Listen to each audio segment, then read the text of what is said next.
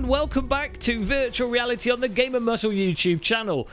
In this video we're going to be taking a look at the early access shooter Pavlov and covering all the details from the graphics, the sound, how well it runs and what the gameplay is like, also whether or not you should buy it. Yes, you should. Needless to say, this game is essentially the antidote to Onwards, in that Onwards is fantastic. I love playing Onwards, it's really nice and tactical, and it's a little bit more simulatory than Pavlov. But what Pavlov does really well is it's more intense, faster spawning, smaller maps, so you're not focusing on pixels in the distance trying to work out if they're on your team or not. And you know, let's forget the potential of VR building global empathy and helping people love one another. Ultimately, everyone bought VR headsets to shoot each other, and Pavlov makes that happen very efficiently. As a word of warning though, Pavlov VR is very clearly an pre-alpha early access game. That is reflected by its price of £4.19, which is an absurdly cheap price for what you actually get out of the game at the moment, despite the game only having one map. Ridiculous price. I'd just buy it straight away. You've got until the 6th of March before it goes up to $6.99, but even at $6.99 I think it offers more than that value in its current state. So just pick it up. Don't wait, pick it up, get it in your library. Now, in terms of the actual gameplay and what's good and bad about this, the best things with this, as I say, is it has the ability to just jump in online and play against other people. Now, it has a couple of game modes. One of them is essentially Counter-Strike, where you've got one team that has to plant a bomb and one team that defends the bomb. It's got a Capture the Flag mode, which I haven't actually tried out yet because there wasn't any servers running it and we didn't have ours. And it's also got a Team Deathmatch mode where you just run around shooting people. And the Team Deathmatch mode seems to be the most popular, the easiest one to get into. Though, if you can't find any servers, it does come with bots, so you can get your practice in, and then when you know what you're doing, get the enjoyment from screaming at humans whilst you're shooting and killing them, which is a lot more fun than screaming at bots that don't have any feelings or ego to stamp on. Another really nice thing with Pavlov VR is that the weapons are very functional and work in a really satisfying way. Now, and how it differs from Onwards is that the guns have a lot more recoil animation to them, so that when you fire them, it's a lot more like Counter-Strike in that in some ways the recoil's a little bit absurd, and it does feel a little bit dislocated from how you're holding your controller in your hand. You might think, oh, it's going to hit because I'm kind of pointing in the direction of an enemy. It's more along the lines of, as I say, Counter-Strike, where if you just hold down spray, the bullets go everywhere. So you have to do a lot of trigger discipline as well as having that actual real-world virtual reality aiming ability. And it's a really interesting mixture between that classic gameplay and the virtual reality aiming. And it's quite a big difference between how you aim and shoot in Onwards. Also, the weapons don't do near as much damage as in Onwards unless you're getting headshots. And again, it applies that more classic FPS damage modelling of headshots are a kill in 1 or 2 shots, but if you're shooting people in the body, it can take upwards of 6 bullets to kill them.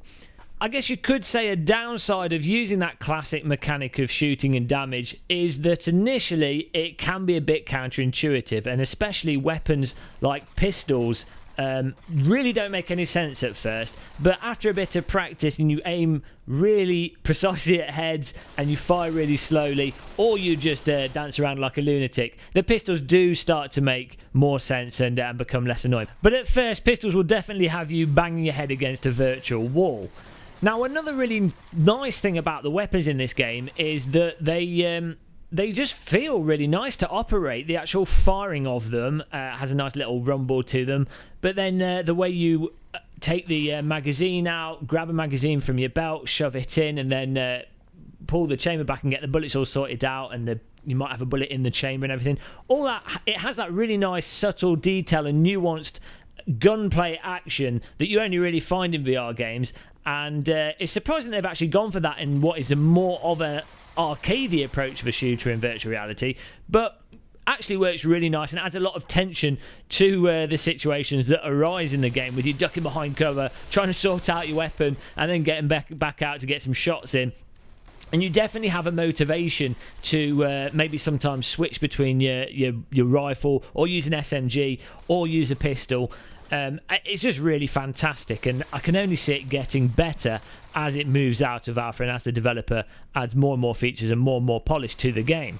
Now, when looking at the negatives with Pavlov VR, again, it's an alpha, so you can't be too critical. But I think a big negative with the game at the moment is how it sometimes alternates, or it does alternate, between using the trigger and the grip button to grab things or put things on your belt. And it's just really confusing when you've got all these different VR games, and some of them use the grip button, some of them use the trigger, and in Pavlov's case, it decides to use both arbitrarily. And it's just really annoying to get your head around. Hopefully the developer will improve that and maybe try and focus more on just using the grip button to grab things, and or just give players the ability to choose how you grab and if it uses a toggle grab. I think these are the kind of options that will start to become more and more established as VR games get further developed and mechanics just become normalised.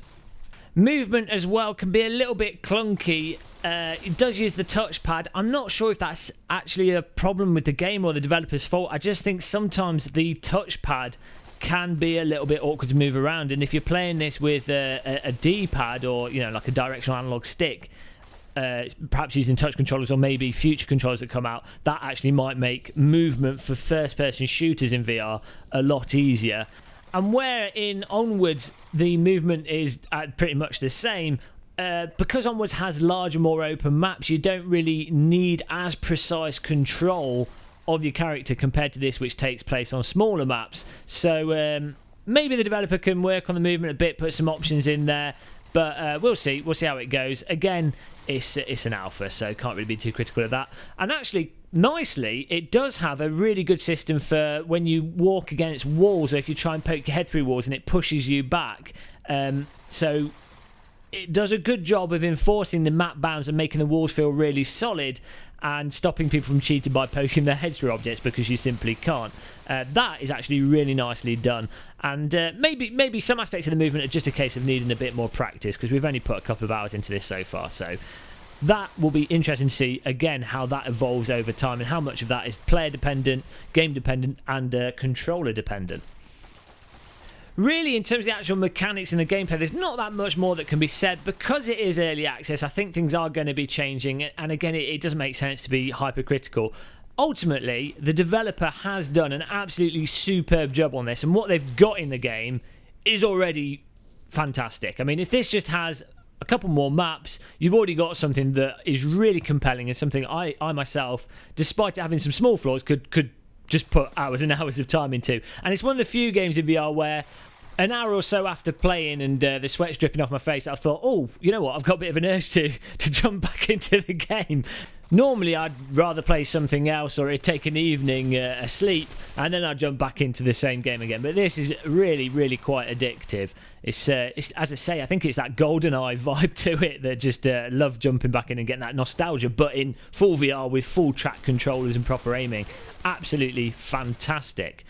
Now, before we go, the last things to talk about, the graphics and the performance really runs really well for me. I was running at 1.3 super sampling. I've got a GTX 1070, an i7 6700K, but I would have thought without any super sampling and on normal game settings, with it essentially looking the same for everyone, it should run fine. We didn't have any performance issues, any drop frames or anything. It was on par with other well-optimized VR games, so I would have thought it'll run well for anyone, even if you've got a weaker VR system.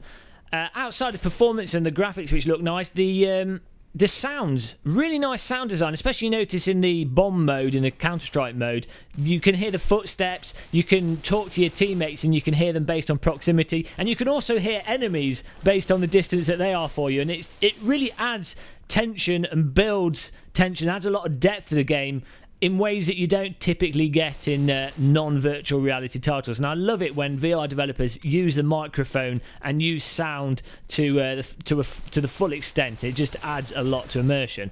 Now, the actual positional sound, in terms of working out exactly where people are from the sound, I don't think is perfect, and I think that's something the developer can maybe improve, but that might be dependent on using other people's drivers. Now, I know Valve just announced that they've done some, they've released some new 3D sound drivers, so maybe that sort of thing will help the game as well. But there you go. I think that gives you a good first impressions rundown of the game. We've tried to keep this video under 10 minutes, so I've rambled them off as quick as possible. As I say, absolutely buy it straight away. £4.19, it's just an absurd price. A really good decision by the developer because it's a multiplayer game. It needs the players to keep it active, though it does have bots. Go and buy it now. Don't forget to click the subscribe button on the screen. Don't forget to like the video if you enjoyed it. Ask any questions in the comments. I think what we will do is a follow-up video looking at how to use some of the weapons and a little bit of an introductory guide on how to use them. It does have a tutorial, but I think it might help people get into the game if we do that. So I will see you guys in the next video we do. Until then, thanks for watching and goodbye everybody.